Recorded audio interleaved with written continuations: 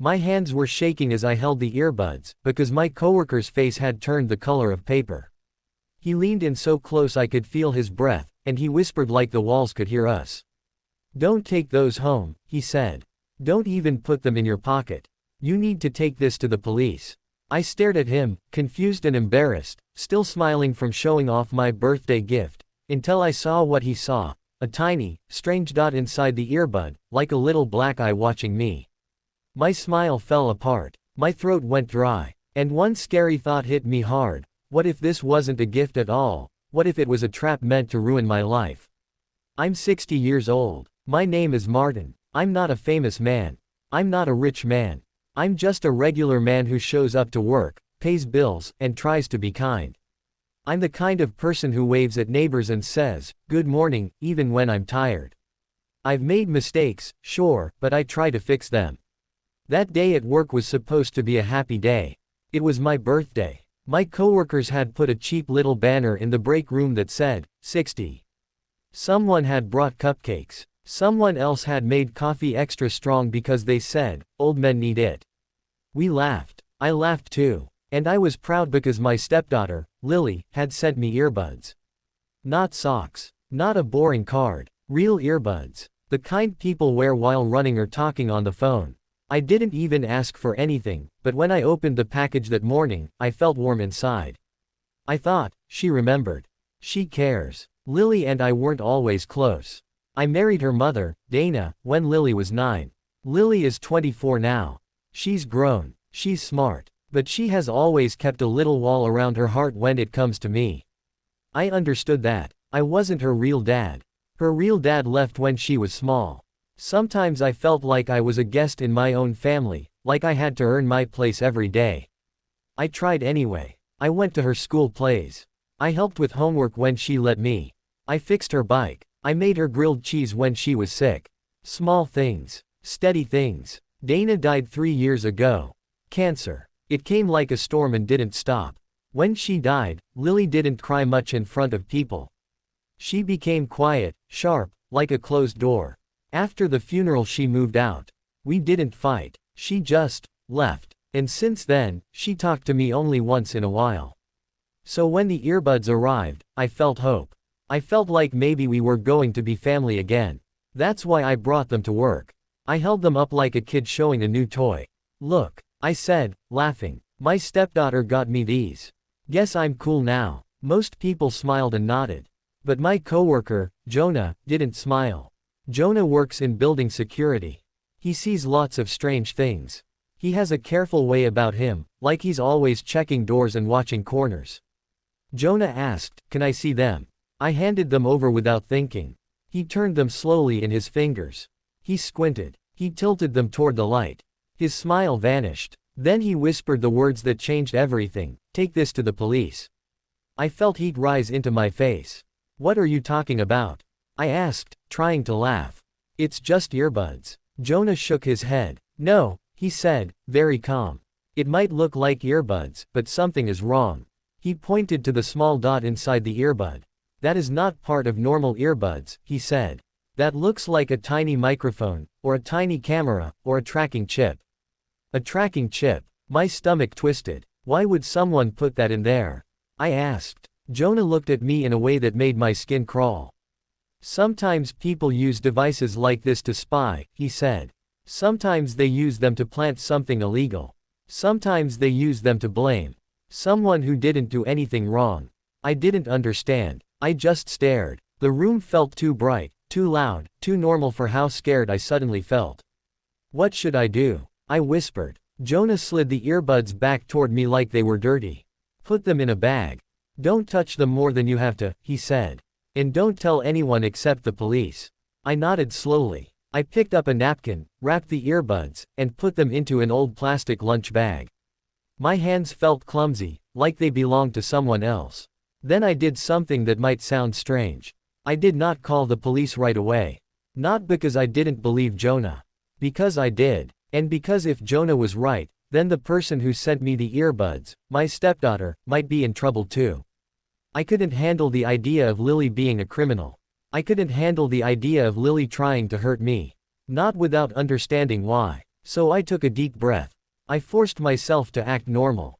I finished my shift. I smiled when people joked about my birthday. But inside, my heart was banging like a drum. When I got home, I didn't open the bag. I put it on the top shelf in my closet, behind old winter coats. Then I sat on my bed and stared at the wall for a long time. I thought about Lily. Her tired eyes at the funeral. Her short messages. Her silence. And then I remembered something that made my throat tighten. 2 weeks before my birthday, Lily had called me. That was already unusual. Her voice had sounded strange. Like she was trying to talk normally but couldn't. She said, "Hey, Martin. Are you doing okay?" I said, "I'm fine. Are you okay?" She paused. Then she said, "Yeah. I just wanted to check."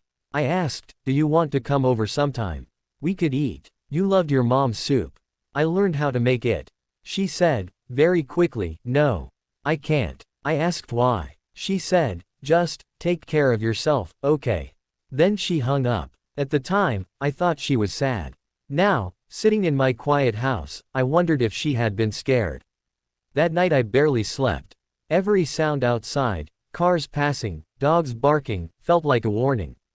In the morning, I made coffee and stared at my phone. I wanted to call Lily. I wanted to demand answers. But I knew something important. If this was a trap, someone might be watching. And if Lily was involved, maybe she was being forced. So I decided on a plan. I would wait 5 days. Not because I wanted to do nothing. Because I wanted to watch carefully, think carefully, and take action the right way. In those 5 days, I noticed things I had ignored before. A car parked across the street more than once, a dark gray one with tinted windows. A man at the grocery store who seemed to be in every aisle I went to, even when I changed directions. A strange click on my phone calls, like someone was listening. My fear grew every day. But my anger grew too. Because I kept thinking. I tried to be good to Lily. I tried to be her steady person. Why would she send me something dangerous? On the 5th day, I finally called the police. I told them I had a gift that might be an illegal device. They told me to come in. I carried the bag like it was a bomb. At the station, a detective named Ruiz met me. She was not rude, but she was serious. She wore her hair pulled back tight and had kind eyes that didn't miss anything. She took the bag with gloves and said, "Tell me everything. Who gave this to you? When did you receive it? Did you use it?" I told her the truth. "My stepdaughter sent it," I said. "I didn't use it." A coworker noticed something odd. Detective Ruiz's face changed at the word, stepdaughter. Not shocked. Just, careful. She said, "Mr. Harris, we are going to check this device. And I need you to understand something. If this contains illegal recording equipment, or drugs, or anything else, it can be used as evidence. But it can also be used to frame someone." My stomach turned again. "Frame me?" I whispered. She nodded. "Yes. And if someone wanted to frame you, they might also want you to panic and destroy it. The fact that you brought it here is good." Then she looked at me and said, "Do you feel safe at home?" I wanted to say yes. I wanted to act brave. But my voice cracked. "I don't know," I admitted. She stood up. "Then you need to listen to me," she said. "If you go home and someone is watching you, things could get dangerous." I swallowed. "What about Lily?" I asked. "Is she going to be arrested?" Detective Ruiz didn't answer right away. Instead, she said something that made my blood run cold. "We have a file," she said softly, "that includes your stepdaughter's name." My whole body went stiff.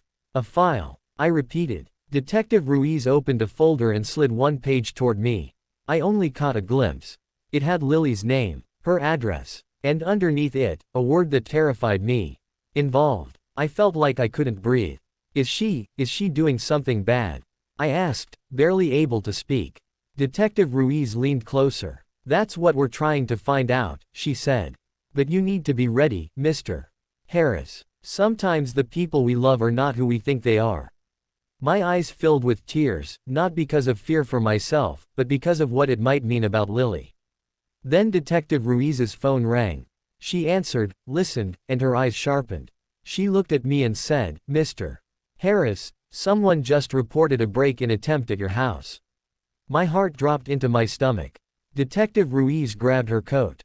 "We're going now," she said.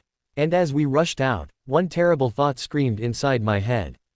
If someone is breaking into my house right now, are they coming for the earbuds, or are they coming for me? The ride to my house felt like a nightmare that wouldn't end. Detective Ruiz drove fast but controlled, like she'd done this 100 times. I sat beside her, gripping my knees, trying not to imagine my front door splintered, my closet ripped open, the little plastic bag missing. I kept thinking, I waited 5 days. Was that too long? Ruiz spoke while she drove. Mr. Harris, I need you to answer clearly, she said. In the past week, did you tell anyone about the earbuds? Anyone at all? No, I said quickly. Only Jonah at work, and he told me to go to the police. Good, she said. And Jonah, does he know your address? He's been to one barbecue years ago, I admitted. But he's not a close friend. Ruiz nodded but didn't relax. Sometimes information spreads without people meaning to spread it, she said. Sometimes someone overhears. Sometimes someone follows. Her words made my stomach twist. Do you think someone followed me from work? I asked. I think it's possible, she said. When we pulled onto my street, I saw blue and red lights flashing near my driveway. A patrol car was parked out front. 2 officers stood near my porch. My house looked normal from the outside. That almost made it worse. Because danger often hides behind normal doors. Ruiz stepped out first and spoke to the officers. I stood behind her, feeling small in my own yard. One officer, a tall man with a gentle voice, said, "We got a call from a neighbor. They saw someone trying your front door. When we arrived, the person ran." Ran, I repeated, my voice shaking. The officer nodded. Yes, we didn't catch them. Ruiz asked, did they leave anything behind? The officer pointed to the porch steps. This, he said. There was a small, crushed cardboard box. The kind packages come in. It looked like someone had stepped on it while running away. Ruiz picked it up with gloves. She examined the label and frowned. Then she turned it so I could see. It had my name on it. And underneath my name was a return address. Lily's address. My heart slammed against my ribs. That's Lily's, I whispered. Ruiz's eyes stayed calm, but her voice turned sharper. Mr. Harris, did Lily send you anything else besides the earbuds? No, I said, swallowing hard. Just those. Ruiz handed the box to an officer. Bag it, she said. Then she looked at me. Let's go inside. But carefully. We entered my house with 2 officers behind us. The air inside smelled like coffee and old wood, the same as always. But it didn't feel like home. It felt like a place someone wanted to break. Ruiz checked the locks and windows. Nothing was broken. Nothing looked disturbed. But when I opened my closet, my heart dropped. The coats were messy. Not ripped apart, but shifted. Like someone had searched quickly and quietly. The plastic lunch bag was still there. But it was moved forward, not tucked behind the coats like I had left it. I stared at it, feeling sick. Someone touched it, I whispered. Ruiz nodded. Yes, she said. They were looking for it. One officer said, we should check for fingerprints. Ruiz agreed, and they began careful work. I stood in the doorway, shaking. Then my phone buzzed. A message popped up on the screen. Lily, did you get the earbuds? Please don't use them. Call me. Please. My breath caught. My fingers went numb. I showed the message to Ruiz. She read it once, then again. This is important, she said. Very important. What does it mean? I asked. Ruiz spoke slowly, like she wanted me to understand every word. It could mean Lily regrets something, she said. Or it could mean she knows it's dangerous. Either way, it suggests she's not just trying to hurt you for fun. I felt tears in my eyes again. I don't want her to be bad, I whispered. Dana would, my voice broke. Dana would be heartbroken. Ruiz softened for a moment. I know, she said gently. But we can't guess. We need facts. She made a decision quickly. You are not staying here tonight, she said. Not until we know who tried to break in. You'll stay somewhere safe. I thought of a hotel. But then I thought of another place, the only place that still felt connected to Dana. My sister, I said. I can stay at my sister's house.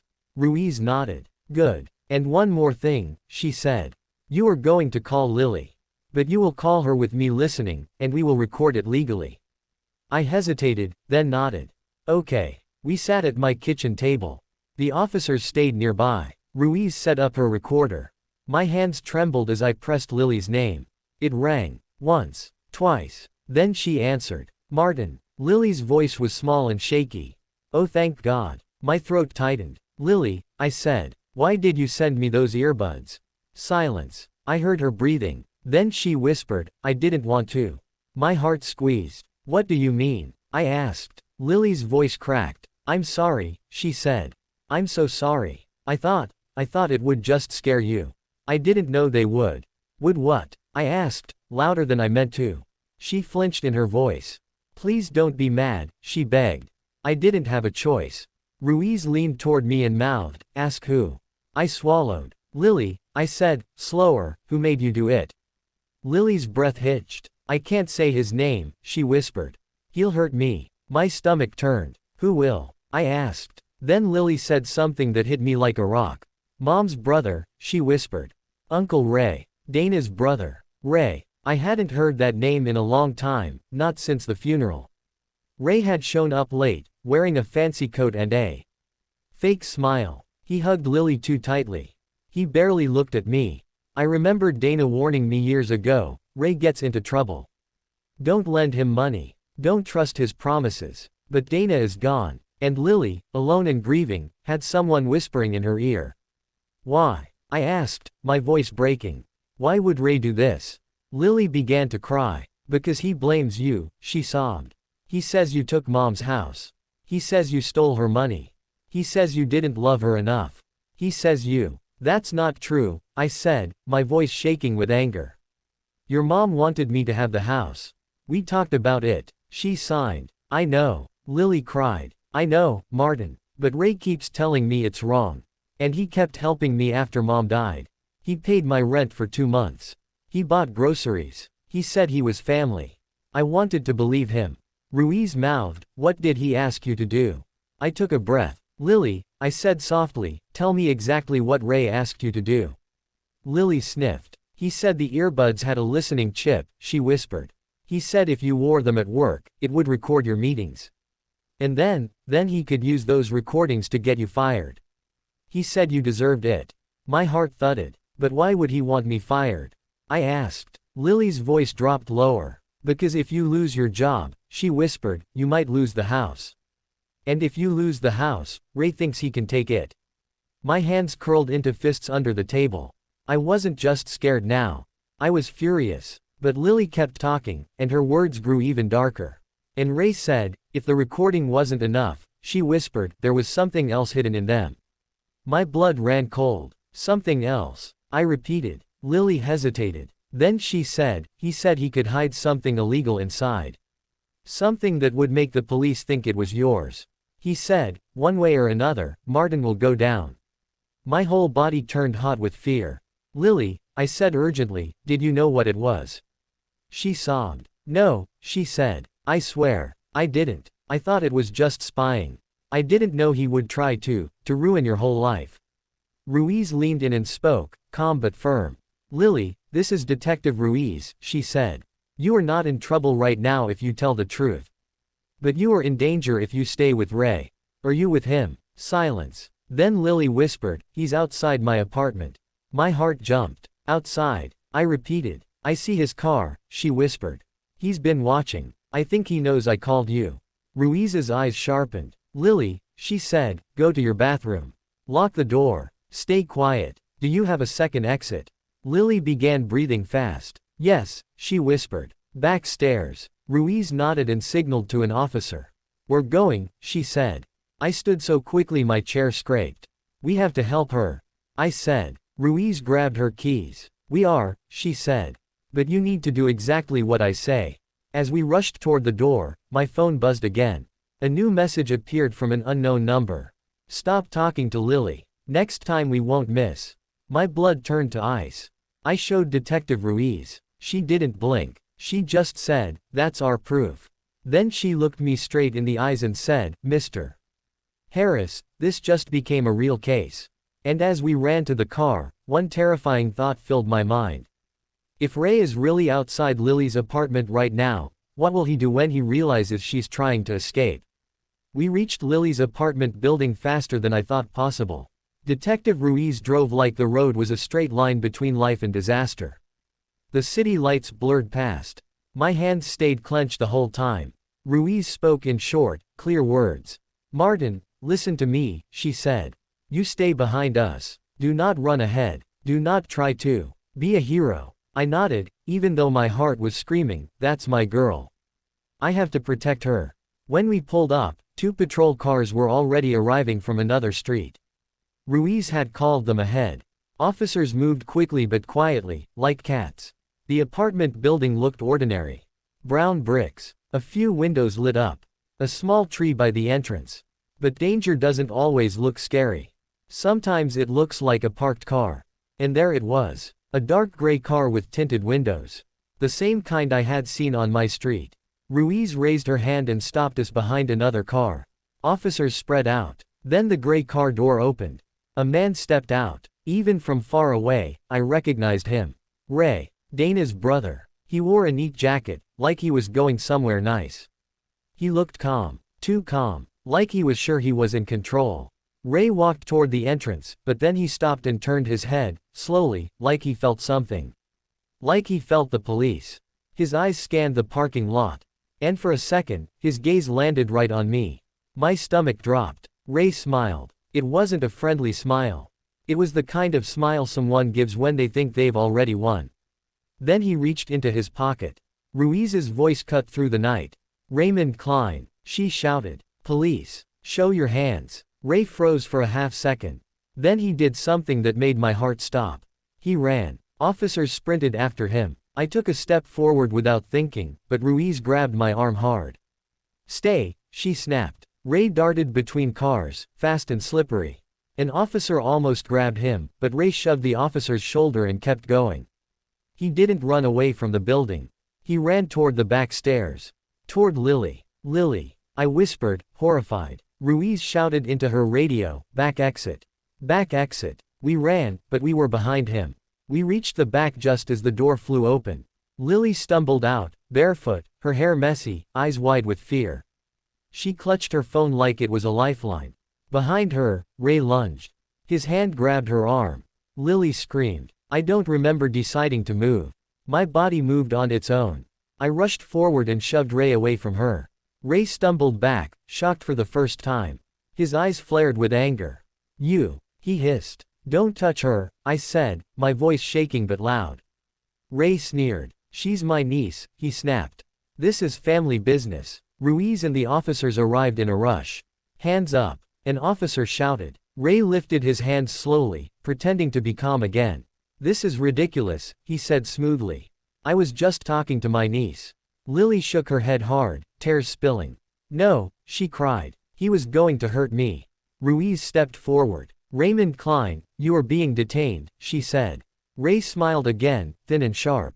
"For what?" he asked. "For standing outside. For caring about family." Ruiz's voice stayed steady. "For threatening witnesses," she said. "And for tampering with evidence. And for sending intimidating messages." Ray's eyes flicked to me. "Messages," he said. "I don't know what you mean." Ruiz nodded at an officer, who held up a phone with the unknown number displayed. "We'll see," she said. Ray's smile faded a little. But then he leaned closer and spoke softly, like a snake. "You can't prove anything," he murmured. "And even if you try, you'll regret it." Those words weren't just for Ruiz. They were for me. They were a promise. Ray was put in cuffs and led to a patrol car. Lily ran to me, trembling. She pressed her forehead against my chest like she used to when she was little and scared. "I'm sorry," she whispered again and again. "I'm sorry, Martin." I held her carefully, like she might break. "It's okay," I whispered. "You're safe. Now." But even as I said it, I didn't fully believe it. Because Ray didn't look like a man who had lost. He looked like a man who still had plans. At the station, Ruiz separated us to take statements. Lily told her everything. How Ray had come after the funeral, acting kind. How he offered help. How he said Dana's house should belong to blood family. How he told Lily that I had taken what wasn't mine. Lily admitted something important too. She had been angry at me after Dana died. Not because I did something wrong on purpose. Because grief makes people confused and mad. I felt like you got to keep her, Lily said through tears.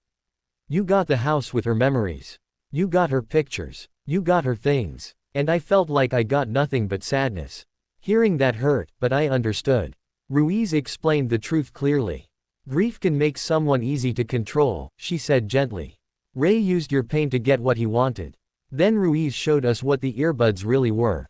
They weren't normal. Inside was a hidden listening device. Not made by a big company. Made by someone who wanted to spy.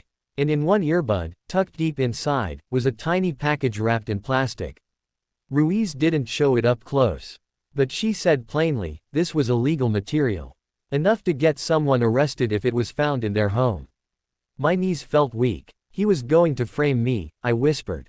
Ruiz nodded. Yes, she said. He wanted you to look guilty. He wanted you to lose your job. And he wanted you out of that house. Lily covered her mouth and sobbed harder. I didn't know, she cried. I didn't know he would hide that. Ruiz believed her, but she was careful. Lily, you made a serious mistake, she said. But you came forward. That matters. Then Ruiz turned to me. Martin, she said, this is where your 5 days later matters. I blinked. What do you mean? Ruiz leaned in. You waited, she said. But you didn't destroy evidence. You didn't use it. You didn't hide it. That helped us prove this was a setup. I nodded slowly, realizing something scary. If I had worn those earbuds at work, or taken them around, Ray could have ruined me. But the story wasn't over. Not even close. Because that night, Ruiz received a call. Her face tightened as she listened. Then she turned to us. Ray is in custody, she said. But he's not alone in this. My heart sank. What do you mean? I asked. Ruiz spoke the words like a hammer. We traced the device components, she said. Ray didn't build them. Someone else did. Someone who sells illegal spy equipment and helps people plant evidence. Lily's eyes went wide. So Ray has friends, she whispered. Ruiz nodded. Yes, she said. And if those friends think Ray might talk, they may try to silence him. I stared at her. Silence him, I repeated. Ruiz's eyes were hard now. Or silence you, she said. Then an officer rushed in and whispered something into Ruiz's ear. Ruiz's face changed instantly. She looked at me and Lily and said, we have a problem. My stomach twisted. What? I asked. Ruiz said, someone just broke into your sister's house. My mouth went dry. We told you to go there, Ruiz continued. Which means whoever is behind this, is close enough to know your moves. And then she added the worst part. Your sister is missing. I felt the room tilt, like the world had shifted under my feet. And the only thought in my mind was loud and clear. If they took my sister, what will they do next? I couldn't think. I couldn't breathe right. My sister, June, was gentle and shy. She didn't deserve danger. She didn't even know what was happening.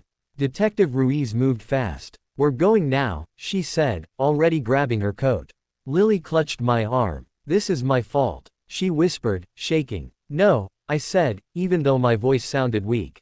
Ray did this. Ray and his people. But inside, I felt something else too, an old, deep fear. Because I understood now, this wasn't just a family argument. This was a plan with steps. Step 1, send the earbuds to spy and plant illegal material. Step 2, scare me into hiding it or using it so I looked guilty. Step 3, break into my house to remove evidence if I got suspicious. Step 4, threaten and chase Lily when she started talking. Now step 5, hurt someone I love to control me. And it was working, because my heart was breaking. When we arrived at June's house, police cars were already there. Her front door was open. The porch light swung slightly in the wind. A neighbor stood nearby, crying. I heard a thump, the neighbor said. Then I saw 2 men carry something to a van. Something. Not someone. Something. That word made me sick. Inside June's house, everything was overturned. Cushions ripped. Drawers dumped. A picture frame smashed on the floor. I spotted a family photo, June and me as kids, face down in broken glass. Ruiz stayed calm but serious. They were searching, she said. They wanted something. What would June have? I asked, my voice cracking. Then it hit me. Dana. When Dana died, June helped me sort through Dana's papers. June is careful. She keeps documents. She saves letters. June had a box of Dana's old things at her house because she said she didn't trust my home's old plumbing. What if there's a flood? She had worried. That box. June had Dana's box. I told Ruiz quickly. My late wife's papers, I said. June had a box of them. Insurance, will copies, bank letters, things like that. Ruiz's eyes narrowed. That could be it, she said. Ray wanted the house. Any paper that proves ownership matters. Lily hugged herself. Ray always talked about papers, she whispered. He said, a signature can change everything. He said, if you find the right paper, you can win. Ruiz turned sharply. Lily, did Ray ever mention forging documents? She asked. Lily hesitated, then nodded. He said he knew a guy, she whispered. A guy who makes things look real. I thought it was just talk. Ruiz cursed under her breath. They might be trying to fake a will, she said. My stomach dropped. To steal Dana's house? I asked. Ruiz nodded. Yes, she said. And if you fight it, they'll paint you as a criminal with that planted evidence. I felt rage surge through me. So what do? I demanded. Just let them take everything. Ruiz looked at me and spoke clearly. You help us finish this the right way, she said. We make Ray talk. We find the others. We find your sister. I swallowed hard. How? I asked. Ruiz paused, then said, we can use you as bait. My heart pounded. Bait, I repeated. Ruiz held up her hands. Only if you agree, she said. We will protect you. But we need to lure them into making a move we can record and stop. Lily's eyes widened. No, she said. Don't put him in danger. But Ruiz spoke calmly. They already put him in danger, she said. And now they've taken his sister. These people are bold. They think they can scare everyone into silence. Silence. That word landed in me like a stone. Dana used to say, silence helps the bully. She said it when Lily was little and being teased in school. Dana taught Lily to speak up. Now Dana was gone, and Ray was using silence like a weapon. I straightened my shoulders. I didn't feel brave. I felt terrified. But I also felt something steady in my chest. I said, tell me what to do. The plan was simple, but risky. We would send a message to the unknown number, the one that had threatened me. Ruiz would write it, and it would look like it came from me. The message would say I was scared, that I was willing to give back Dana's box of papers, and that I wouldn't go to court or fight. It would say I would meet at a quiet place with the box. But it was a trick. The police would be watching. Recording. Ready. Lily hated it. They could hurt you, she whispered. I looked at her. They already hurt you, I said softly. They used your grief. They used your love for your mom. This ends tonight. Lily cried, but she nodded. We used a public park near an old bridge, a place with open sight lines for police. Ruiz positioned officers in cars, behind trees, and near the entrance. Another team waited nearby, ready to move fast. I sat on a bench holding a plain cardboard box filled with old newspapers, not real papers. A tracker was hidden inside. My hands were sweaty. My heart raced. The sky was dark. Wind rustled the trees. It felt like the world was holding its breath. Then headlights appeared. A van rolled slowly into the parking lot. My stomach turned. The van stopped. A man stepped out. Not Ray. Someone younger. Bigger. He wore a cap pulled low. He walked toward me like he owned the night. You Martin? He asked. I forced my voice to stay steady. Yes, I said. He pointed at the box. That it? He asked. Yes, I said again. He reached for it. Then he leaned close and whispered, you should have kept your mouth shut. My blood ran cold. Because that meant they knew I went to the police. Which meant the trap might be for me. The man took the box and stepped back. He raised his hand, and another man slid open the van door. Inside, I saw something that made my heart stop. June, my sister. Her hands were tied, but she was alive. Her eyes were wide and terrified. A strip of tape covered part of her mouth. I jumped up, but an officer's voice crackled in my earpiece. Stay calm. Stay seated. The man with the cap smiled. Your sister is fine, he said. She stays fine if you do what we say. My voice shook. What do you want? I asked. He pointed at the box. We want the real papers, he said. And we want you to sign something too. Sign what? I asked. He pulled out a folder and waved it.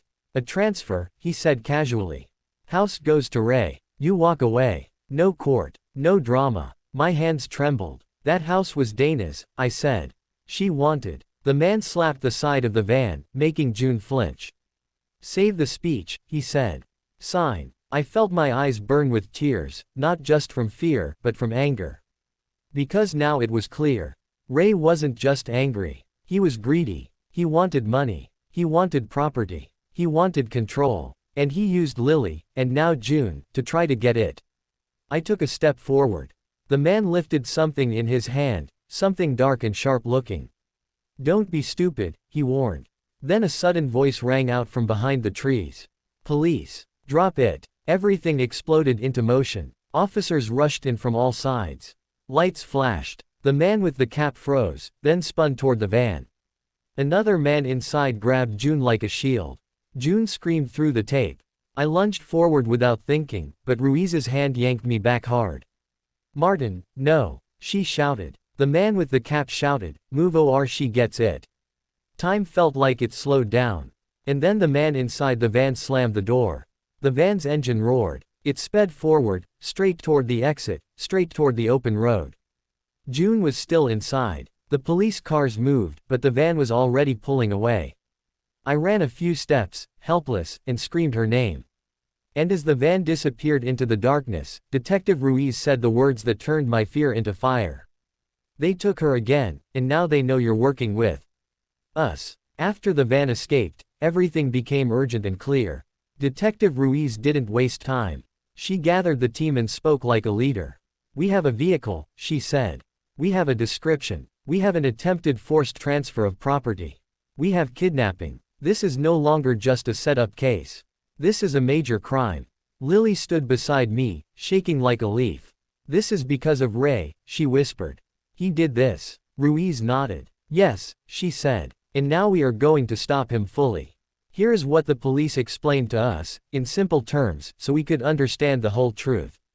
Ray wanted Dana's house. Dana had legally left the house to me, her husband, because we built that home together. She also left Lily money through a separate account that would help her start her life. Ray didn't like that. He believed he deserved more because he was Dana's brother. But it wasn't about love. It was about greed. Ray found a group of criminals who sold illegal spy devices and helped frame people. Ray paid them with money he had saved and promised them an even bigger cut if he got the house. Then Ray used Lily as a tool. He acted kind when she was grieving. He gave her help so she would trust him. Then he filled her head with lies, telling her I stole from Dana. He made Lily feel like she had to fix things. Ray's plan had 3 parts. Spy on me and embarrass me at work by recording private meetings illegally. Plant illegal material inside the earbuds so police could find it, with my fingerprints nearby, making it look like it was mine. Scare me into losing my job and home, then rush in with fake documents to steal the house. Lily didn't know about the planted illegal material. She truly believed it was only spying. And when she realized things were darker, she tried to warn me, first with her call weeks earlier, then with her message saying, don't use them. That's why Lily wasn't treated like a villain by Detective Ruiz. Lily had made a serious mistake, but she also chose to tell the truth and help stop the crime. That choice mattered. Now we still had one huge problem. June, my sister. She was still taken. But the criminals made a mistake when they fled. Remember the tracker hidden inside the fake box? They had taken it. They didn't realize it was tracking them. An officer at a computer said, we've got a signal. A dot moved across a map. Ruiz leaned in. Where are they? She demanded. Heading toward the industrial area, the officer said. Old warehouses near the river.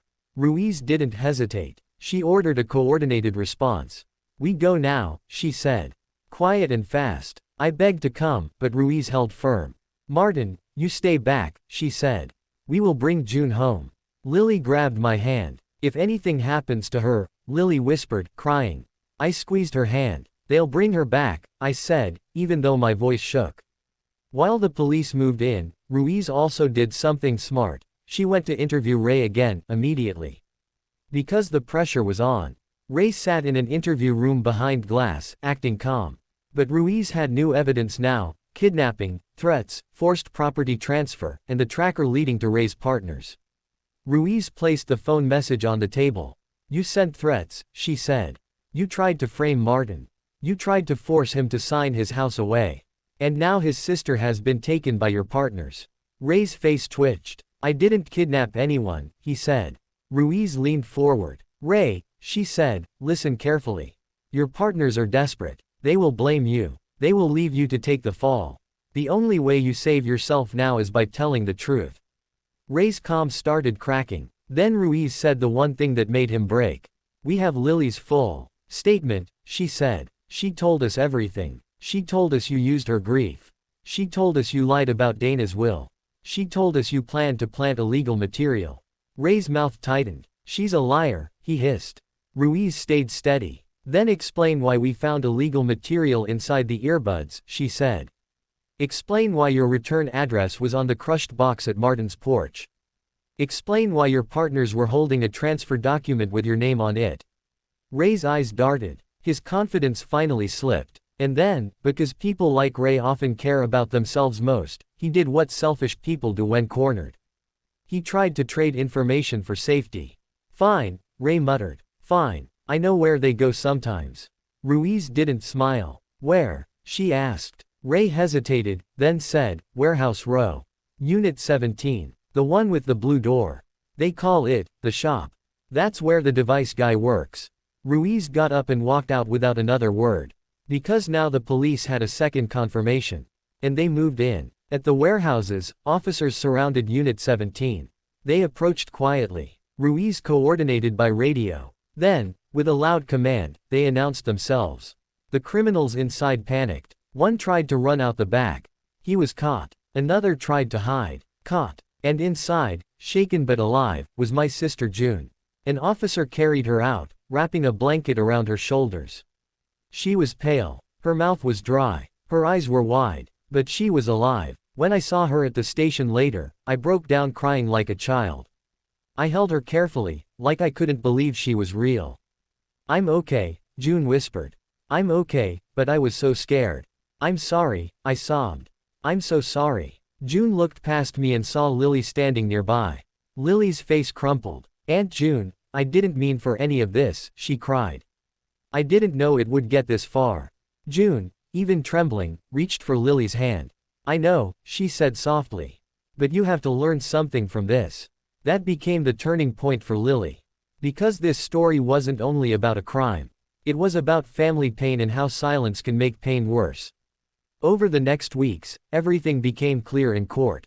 The police proved the earbuds contained illegal spying parts and hidden illegal material meant to frame me. Ray had pressured Lily and used her grief to deliver the device. Ray had hired criminals to threaten me and kidnap June to force a house transfer. The criminals' own messages and tools connected them to the plan. Ray and his partners were charged for serious crimes. Ray's revenge plan didn't just fail, it destroyed his life. He lost his freedom because he chose greed over love. And Lily faced consequences too, but in a different way. She wasn't sent to prison because the police and the court recognized she was pressured and also helped stop the crime. But she had to do community service, attend counseling, and cooperate fully. She accepted that she had made a dangerous choice. She didn't hide from it. The biggest change was between Lily and me. One evening, months later, Lily came to my house. She stood on the porch, twisting her hands, like she didn't know if she was allowed inside. I opened the door and waited. I brought something, she said. It was a photo album. Dana's photos. Lily had found them among some of Ray's things when the police returned property. I thought you should have these, Lily said. Her voice trembled. Because you loved her. And because, I want to stop acting like you're a stranger. My throat tightened. Lily, I said gently, I never wanted to replace your dad. I just wanted to be someone who stayed. She nodded, tears falling. I know, she whispered. And I almost helped someone destroy you. I didn't pretend it didn't hurt. I didn't pretend it was fine. But I also remembered the truth. Lily had been trapped by grief and lies, and she chose to climb out when it mattered. So I said the most honest thing I could say. I forgive you, I told her. But we rebuild slowly. With truth. No more secrets. Lily nodded. No more secrets, she repeated. That was our new rule. And the life lesson of everything we lived through became simple and real. Trust your instincts. Speak up when something feels wrong. And never let silence protect the person doing harm, especially when they wear the mask of family. On my next birthday, Lily didn't send earbuds. She came in person. She brought soup, Dana's soup, made from the recipe we both remembered. And when she set it on my table, she looked at me and said, "Happy birthday, Dad." Not stepdad. Not Martin. Dad. And for the first time in years, my house felt like home again.